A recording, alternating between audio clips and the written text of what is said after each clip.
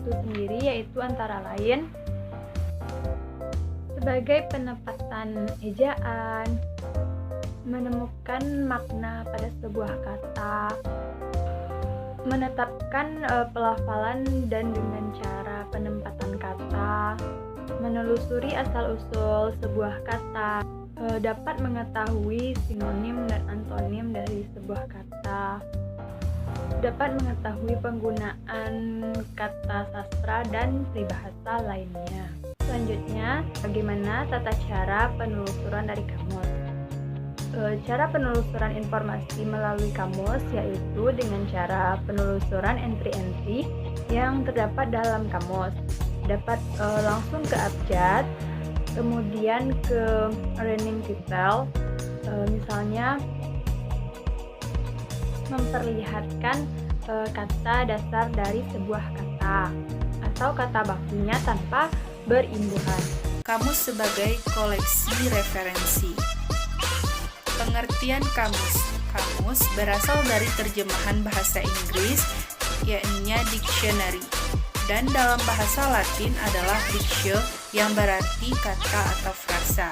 Kamus berarti daftar kata dasar dari suatu bahasa yang disusun menjadi abjad. Kamus juga disertai dengan keterangan mengenai berupa bentuk, tanda, lafal, asal-usul atau sejarah, arti, sinonim, antonim, sintaksis atau kalimat, dan ungkapan tiap kata.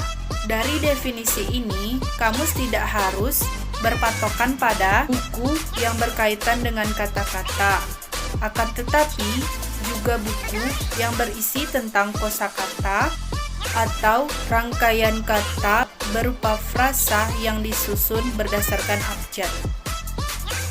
Istilah lain yang digunakan untuk menyebutkan kamus yakni adalah daftar kata, istilah, glosari, leksikon, dan sebagainya. Maka dapat disimpulkan bahwa kamus adalah koleksi referensi yang berisi kumpulan atau kata-kata yang dipilih dan disusun secara alfabetis, biasanya dilengkapi dengan pengejaan, pengucapan, pembagian suku kata, asal kata, penggunaannya, serta keterangan lain yang sehubungan. Baik, selanjutnya saya akan membacakan ensiklopedia sebagai koleksi referensi.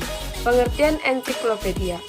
Kata ensiklopedia berasal dari bahasa Yunani, yaitu encyclopedia. Artinya, pendidikan yang bulat dan menyeluruh.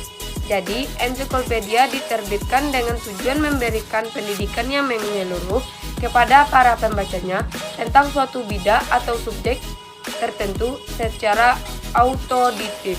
Selanjutnya, fungsi ensiklopedia, yang dimana fungsinya yaitu sebagai sarana untuk mencari informasi dasar mengenai berbagai masalah, lalu sebagai sarana utama dalam langkah awal untuk melakukan suatu kajian mengenai suatu subjek, dan juga sebagai sarana dalam mengetahui kebenaran suatu informasi yang sedang diteliti atau dikajinya. Selanjutnya, macam-macam ensiklopedia, di mana yang terdiri dari dua macam, yaitu satu, ensiklopedia digital, yang merupakan bentuk digital yang dapat diakses melalui website dengan jaringan internet atau online, yang contohnya seperti website wikipedia.com. Yang kedua, ensiklopedia khusus, yang dimana ensiklopedia ini yang membatasi cakupan isinya pada masalah atau mengenai subjek tertentu. Nah, contohnya seperti tertera di sini.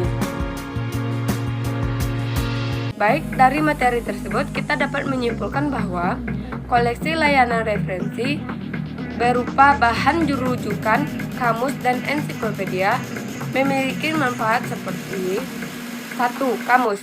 Manfaatnya yaitu tempat mencari makna kata, tempat memeriksa ejaan, penyukuan, dan penggunaan tanda hubung pada suatu kata, tempat mencari lafal kata, tempat melacak riwayat asal-usul dan turunan kata, tempat mencari singkatan, akronim, tanda, dan lambang kata. dan juga sebagai tempat mencari kata asing yang sering dipakai. Nah, sedangkan untuk ensiklopedia sendiri sebagai sarana mencari informasi dasar mengenai berbagai masalah, lalu sebagai sarana utama dalam langkah awal untuk melakukan kajian mengenai suatu subjek, serta juga sebagai sarana memeriksa kebenaran suatu informasi yang sedang kita cari tersebut atau sedang kita kaji untuk mendapatkan informasi. Nah, selanjutnya dari kedua bahan rujukan ini kita juga dapat membedakan bahwa sebuah kamus hanya memberikan definisi setiap entry atau hanya memberikan kata-kata sinonim saja. Dan sedangkan sebuah ensiklopedia memberikan penjelasan secara lebih mendalam dari kata yang kita cari tersebut.